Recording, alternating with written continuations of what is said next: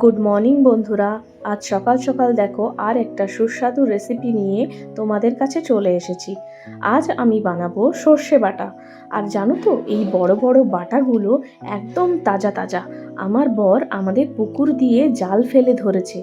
প্রথমে দেখো, আমি বাটা মাছগুলোতে ভালোভাবে লবণ হলুদ মাখিয়ে নিচ্ছি। ভালোভাবে লবণ হলুদ মাখানো হয়ে গেলে এরপরে আমরা একে একে উপকরণগুলো নিয়ে নেব। সর্ষে বাটা বানাতে এমন কোনো কঠিন উপকরণ লাগে না, আর এমন কোনো কঠিনও নয় এটা বানানো।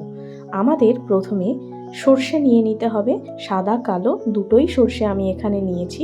তারপরে নিয়েছি কাঁচা লঙ্কা, তারপরে একটা টমেটোকে কুচি করে নিয়েছি, আর পরে ফোড়নের জন্য নিয়েছি কালো জিরে। একটা কড়াই উনুনে বসিয়ে আমি তেল নিয়ে তাতে তেলটা ভালোভাবে গরম হতে দেব। তারপর সেই তেলটার মধ্যে আমি ধীরে ধীরে মাছগুলোকে ছেড়ে নেব।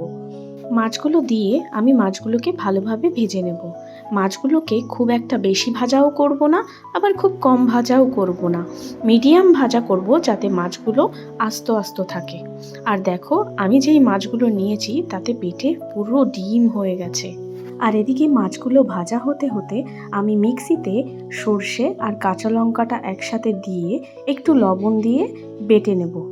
এখানে বলে রাখি, সর্ষেটা মিক্সিতে দেওয়ার আগে আমি ভালোভাবে সর্ষেটাকে ধুয়ে নিয়েছি এবং কিছুক্ষণের জন্য ভিজিয়ে রেখেছি। একে একে মাছগুলো ভাজা হয়ে গেলে অন্য পাত্রে তুলে রেখে সেই মাছ ভাজা তেলের মধ্যেই আমি কালো জিরে ও কাঁচা লঙ্কা ফোড়নে দিলাম এবং সেগুলোকে ভালোভাবে নাড়াচাড়া করে নিলাম। তারপরে আমি তাতে টমেটো কুচিগুলি ছেড়ে দিয়ে ভালোভাবে টমেটোগুলোকে সিদ্ধ হওয়া অবধি ভাজতে থাকলাম। টমেটোগুলো হালকা একটু নরম হয়ে গেলে তার মধ্যে আমি একে একে লবণ, হলুদ ও কাশ্মীরি লাল মরিচের গুঁড়ো দিয়ে দেব। তোমাদের জন্য একটা ছোট্ট টিপস, সর্ষে মিক্সারে বাটার সময় একটু লবণ দিয়ে দিলে সর্ষেটা আর তেতো হয় না। দেখো, তোমাদের সাথে কথা বলতে বলতে টমেটোটা এখানে গলেও গেছে অনেকটা। এবার আমি এর মধ্যে সর্ষে বাটাটা দিয়ে দেব। সর্ষে বাটাটা দিয়ে আমি মিক্সারটা ধুয়ে মিক্সারের মধ্যে থেকে জলটাও এর মধ্যে ঢেলে দেবো। একটা কথা মনে রাখতে হবে, সর্ষে বাটাটা দিয়ে আমরা বেশিক্ষণ তাকে কিন্তু কড়াইতে ভাজবো না, তার মধ্যে খুব তাড়াতাড়ি জল ঢেলে দেবো। যদি আমরা সর্ষে বাটাটাকে বেশিক্ষণ ভাজতে চাই তাহলে কিন্তু আমাদের মশলাটা তিতো হয়ে যাবে। সর্ষে বাটাটা কড়াইতে দিয়ে আমি একটু নাড়াচাড়া করে এতে জল দিয়ে দেব এবং কিছুক্ষণের জন্য ফুটতে দেব।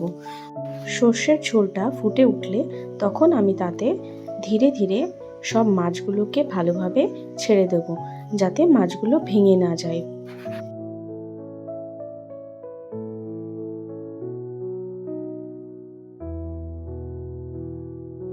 দেখো, ঝোলটা ফুটে উঠেছে। এবার আমি মাছগুলোকে ধীরে ধীরে কড়াইয়ের মধ্যে দিয়ে দেব।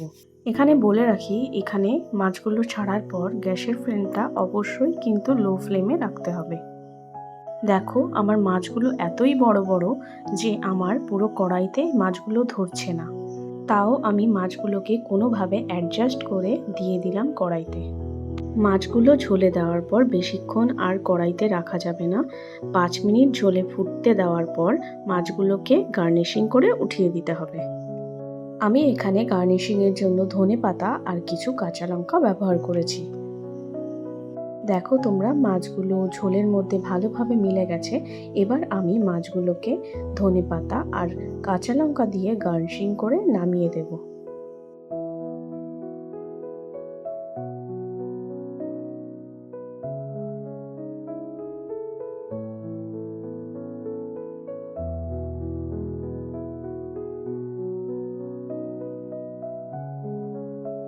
রেডি আমাদের দুপুরে গরম গরম ভাতের সাথে খাওয়ার জন্য সর্ষে বাটা। যাদের যাদের আমার এই ভিডিওটা দেখতে ভালো লাগে বা আমি যে রান্নাগুলো শেয়ার করি তা ভালো লাগে, তারা প্লিজ লাইক করে দিও, কমেন্ট করো, আর আমাকে প্লিজ যারা এখনও ফলো করোনি তারা ফলো করে দিও। যাদের কাছে আমার এই রেসিপিটি ভালো লাগবে তারা প্লিজ বাড়িতে একবার ট্রাই করে দেখো। আর এখন অনেকটা সময় পেরিয়ে এসছে, আমি দুপুরে খেতে খেতে দেখো তোমাদের কাছ থেকে বিদায় নিচ্ছি।